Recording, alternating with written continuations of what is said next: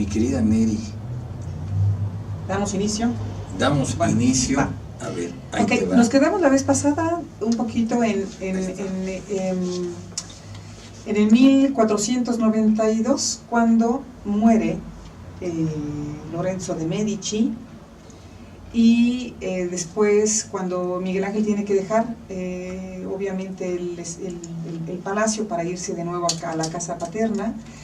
Y después hay del 1494 al 1496, un tiempo en el que Miguel Ángel está en la iglesia de Santo Espíritu, en el hospital, donde le permite el prior hacer disección de los muertos, ¿no?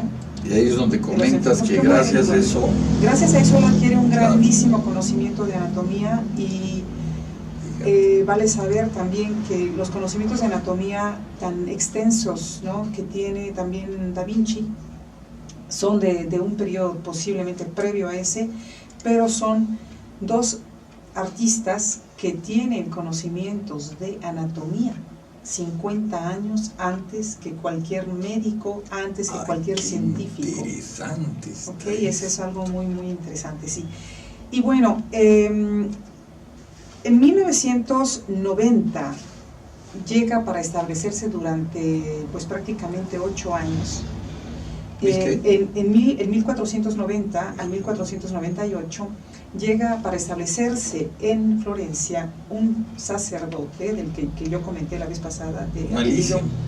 Sí, bueno, tenía lo suyo Savonarola, Girolamo Savonarola. Este hombre es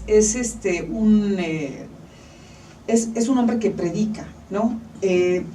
Para colmo es invitado por Lorenzo de Medici. Fíjate. Para que se haga cargo, bueno, para que tenga el papel de lector y también de predicador en una iglesia, en la iglesia de San Marco, y él empieza a predicar en contra de los excesos de la iglesia en Florencia, perfecto, y también en contra de los Medici, del poder, y ahí hay críticas muy fuertes, ¿no?, y muy violentas, contra no solamente ellos, contra todos los laicos y también contra los eclesiásticos. Aunque ellos mismos lo trajeron. Ellos mismos lo llevaron, o sea, Medici... Se va contra ellos. Sí, claro. Entonces, él es un hombre que además profetiza, que es un visionario, muchos lo tienen en un concepto incluso de santo, el Savonarola. Y él llega a predecir muchas cosas que suceden y crea un gran temor en la gente, porque él está anunciando siempre que es el fin de los tiempos, ¿no?, que viene ya el juicio final y demás. Y hay muchas cosas que él dice y que luego de alguna manera se cumplen. Entonces por eso se cree que es un profeta, muchos lo creen así, y tiene una gran cantidad de seguidores en Florencia. Debe ser un buen psicólogo. Era terrible el Savonarola. Él originalmente estudió medicina, pero dicen que de una decepción amorosa, y yo la creo absolutamente, porque el hombre era muy, pero muy feo, ¿no? Se vuelve sacerdote. Pero bueno, aquí este hombre, lo que sucede con él es que está en contra de toda la corrupción de la iglesia y empieza a hacer pues críticas demasiado fuertes que llegan al oído entonces de el Papa Alessandro Borgia, que fue terrible, ¿no? Entonces, en el 1498, para esto él tiene como que los favores del rey de España. ¿Es el rey de España? Creo que sí. ¿Es el rey de España o el rey de Francia? No, rey de Francia. Es protegido por el rey de Francia de 1894 a 1898, 4 años, y entonces él es cuando gana más fuerza. Pero de repente el rey de Francia deja de apoyarlo, ¿no?, porque va perdiendo también poder en Italia, y entonces él pues queda a la deriva, por decir algo. El Papa Alessandro Borgia presiona a los florentinos, y entonces este señor es procesado y condenado. Primero lo cuelgan y luego lo queman. Pero una cosa terrible que este hombre hace, sí, que este hombre hace en ese periodo antes. Es después de la muerte de Lorenzo de Medici, que es en el 92. En el 94, este hombre se vuelve un perseguidor, ¿no?, del arte. Critica fuertemente a la producción artística. Y entonces yo sabía que había hecho una gran hoguera de las vanidades, en donde le dan quema a cantidad de obras de arte, vestidos, joyas, de todo, ¿no? Pero al parecer encontré por ahí el dato que fueron 2. Entonces dicen que esas hogueras de las vanidades eran altas casi 20 metros. Entonces todo el arte que se quemó en Florencia en ese entonces, porque incluso ya cuando no existen los Medici, 2 años después de que muere Lorenzo, es la caída de los Medici, los destierran de Florencia, los sacan totalmente y entonces tienen acceso a los palacios. Se sabe que el Savonarola entraba allí con una horda de seguidores y saquearon esos palacios, ¿no? Todo lo que eran obras de arte que podían llevarse, etcétera, las metieron dentro de esas 2 grandes hogueras. Y entonces el Savonarola es una persona muy negativa, yo diría, ¿no?, en ese periodo de gran creación artística, porque hace desaparecer cantidad de obras ejecutadas en ese tiempo, ¿no? Eso es muy, muy triste, una gran pérdida, ¿no? Y bueno, después de eso, después de que estamos hablando de que en el 1894, al 96, Miguel Ángel está en Santo Spirito haciendo disección. En ese mismo tiempo también, para esto en el habíamos hablado del jardín de San Marcos, en donde él es alumno del gran Bertoldo de Giovanni, que es a su vez uno de los últimos, ¿no?, alumnos y un gran alumno de Donatello, que es de los principios del Renacimiento, el gran escultor entonces de esa época.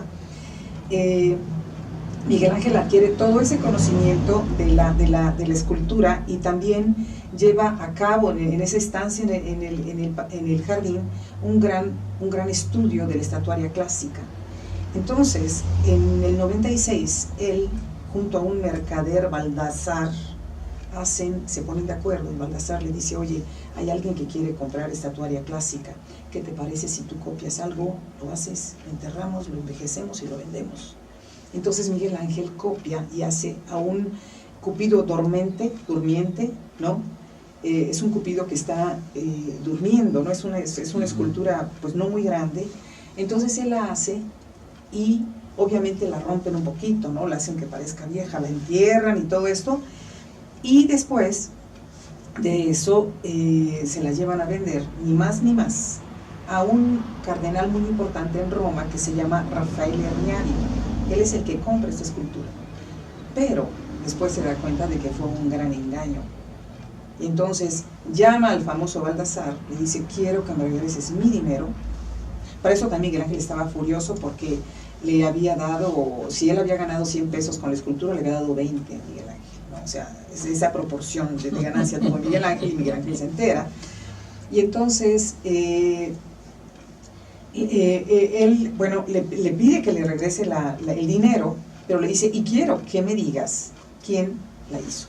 Quiero que venga aquí a pedirme una disculpa quien la hizo. Entonces Miguel Ángel va a Roma, va a pedir una disculpa, y el cardenal se da cuenta de pues, que tiene un gran valor como escultor. Y en esa época se estilaba muchísimo adornar, la gente que tenía mucho dinero y una gran posición y poder, adornaban jardines, incluso interiores de las casas, con la estatuaria clásica y también moderna, que eran muchas veces copias de la estatuaria clásica. Entonces Miguel Ángel se distingue por ser un grandísimo falsificador de la estatuaria clásica. Fíjate, ¿no? Y entonces Rafael Riario le da una comisión, es importante esta comisión, que es la del Bacco, porque es ya la primera estatua, digamos, de formato grande, ¿no? Es una figura grande el Bacco. Y es muy interesante, ojalá la puedan buscar esa imagen. El Bacco tiene varias características que hacen que sea una gran innovación en la estatuaria. Es una copia de la estatuaria, digamos, clásica, pero no al 100%, porque él le imprime la sensación del emborrachamiento, por así decirlo, al Baco, ¿no? Le da la cara de una persona que ya está tomada, que tiene los ojos un poco perdidos. Le ponen una pose así con un equilibrio un poco precario, ¿no? Porque está a punto de caerse. Además, sostiene con dificultad una taza en donde lleva el vino, ¿no? Uh-huh. Y entonces esas son características nuevas, ¿no? Esa sensación de que el Baco está borracho en la escultura. Y al lado de él tiene a un sátiro, ¿no? Que está dándole una pequeña mordida y se ve como adenta, como muerde en un ramo de uvas que tiene en la mano, como el sátiro está mordiendo la uva, y esto se ve perfectamente en la obra, ¿no? Además, esta obra, como característica nueva, es que Miguel Ángel tiene una ambivalencia aquí, porque ese Baco tiene, digamos, la delgadez de un cuerpo masculino, pero tiene la redondez y la carnosidad de un cuerpo femenino. Entonces él empieza a darle ciertos matices, ciertas cosas a las esculturas que antes no tienen.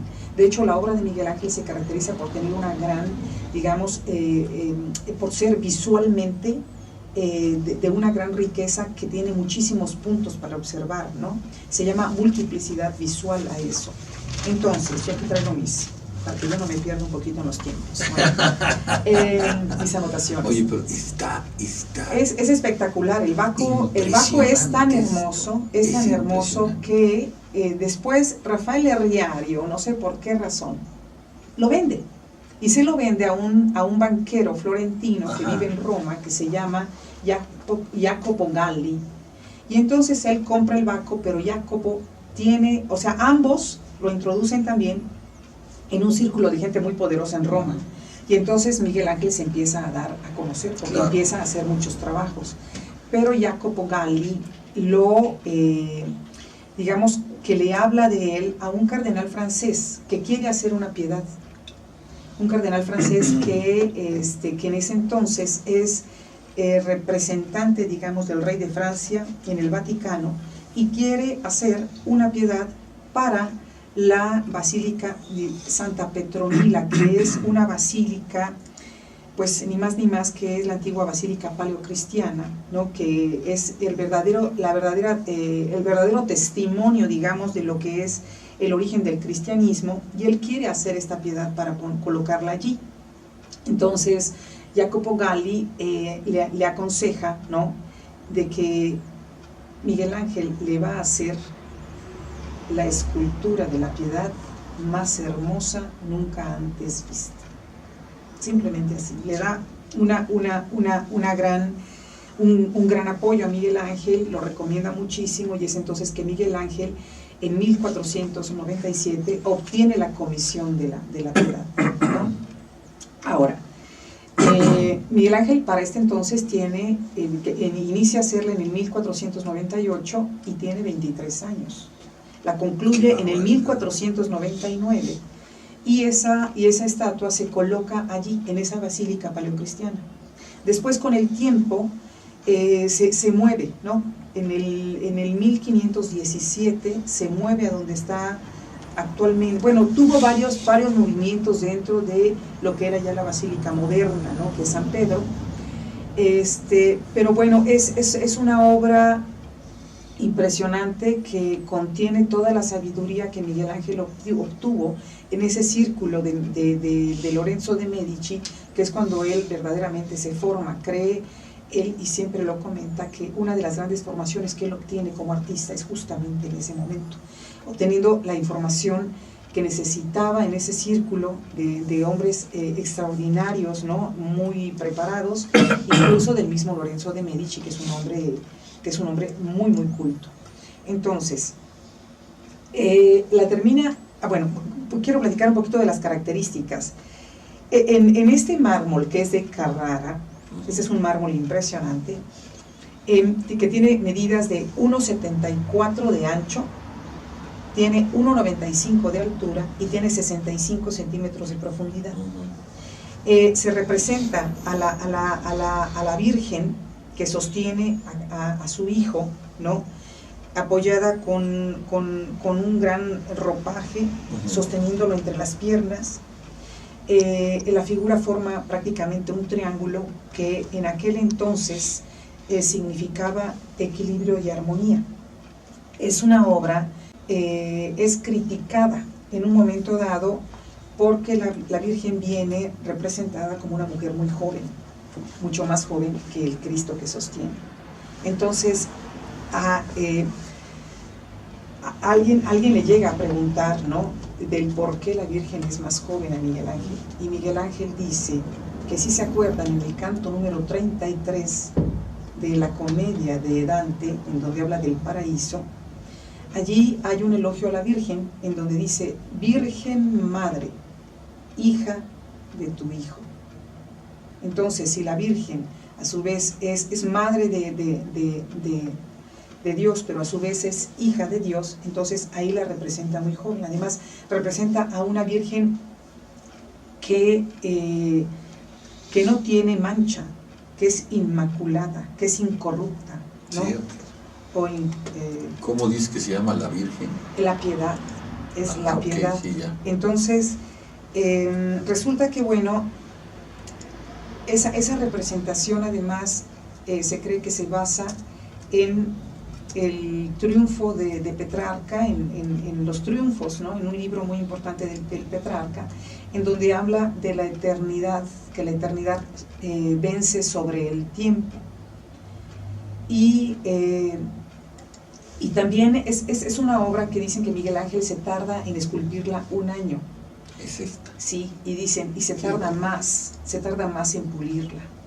Esa luz que parece emanar la escultura. Sí, que tiene como si tuviera luz propia. Exactamente. Lo que representa en realidad es como una es una, ¿cómo decir? Habla de la conciencia, pero es de un resurgimiento de la conciencia, esa luz que sale de esa imagen, ¿no? Ahora, cuando Giorgio Vasari, que es uno de los grandes biógrafos de Miguel Ángel, la ve, él dice que es un milagro esa obra. Dice que cómo es posible que de un trozo de piedra, la mano del artista haya logrado crear figuras de una belleza tal que la naturaleza no logra, o logra con mucha dificultad, hacer en la carne. Entonces es allí cuando el arte viene considerada como una vencedora de la naturaleza, ¿no?, de la belleza que alcanza a tener, el perfeccionamiento y la belleza que alcanza a tener Miguel Ángel en la producción de esa escultura. Ahora, como comentaba, esa escultura se estuvo moviendo ya cuando se mueve en 1517 a la actual San Pedro, hasta que se decide dejar en el lugar en donde se encuentra actualmente. Y en 1962 hasta 1964 se presta esta escultura que viaja, ¿no?, por un embalaje muy cuidadoso y demás, viaja por mar y llega a Nueva York para una gran exposición de arte mundial. Está allí 2 años. Lo que ha de haber costado eso. En moverla impresionantemente, ¿no? Y se sabe que hay 27 millones de personas que llegan a visitar esa gran exposición y la llegan a ver, ¿no? Bueno, lo están viendo en Nueva York, en El Salvador. Muy bien, pues estuvo en Nueva York. Estuvo en Nueva York la vida. Ahora, como dato curioso, es en 1972, el 21 de mayo de 1972, que entra un loco a la Basílica de San Pedro. Ajá. Y mientras se lleva a cabo una misa, él por 15 minutos le da de golpes con un martillo a la Piedad. Ajá. Le da golpes en el rostro de la Virgen. Si ustedes pueden ver, busquen en internet cómo la Virgen, queda después de esa agresión. Y tal vez pueden poner La Piedad, 1972, posiblemente allí viene directamente, ¿no? O Agresión de La Piedad de 1972. Y bueno, durante 15 minutos recibe de golpes, le desfigura la cara, se la deshace, le rompe la nariz, le rompe un párpado, da de martillazos al brazo, se lo rompe, los dedos, en fin. Posteriormente llega a ser pues restaurada la estatua. Hay una teoría de restauración, por ejemplo, no recuerdo ahorita el nombre de este restaurador, pero él habla de que la restauración no puede ser idéntica. Cuando uno restaura una obra de arte, hay una teoría que dice que no puede quedar una obra de arte exactamente ni con los mismos colores, ni de la misma manera, porque siempre hay una variación en muchos aspectos, ¿no? Pero cuando ese restaurador de arte llega y ve a La Piedad, dice, la restauración tiene que ser idéntica. Él contradice su teoría y dice, tiene que ser perfectamente idéntica, porque él no consiente la idea, como muchos otros, de que la cara de la Virgen no sea la misma, porque la cara de la Virgen es impresionantemente bella, ¿no?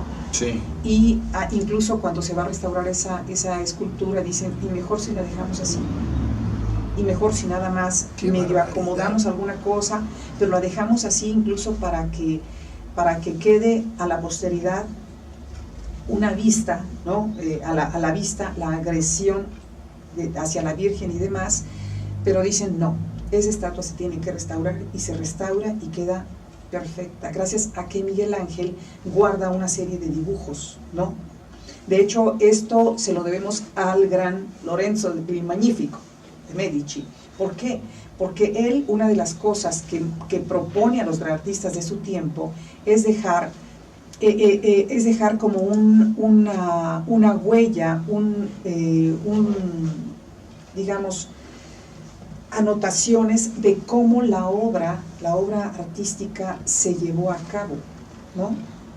Y entonces, porque antes si se llevaba a cabo una obra, inmediatamente después se destruía todo, para que nadie supiera cómo se había hecho. No lo pudiera copiar. Exactamente, entonces existía mucho eso hasta que, gracias a Lorenzo, que propone esto a los artistas, Miguel Ángel llega a guardar realmente pues es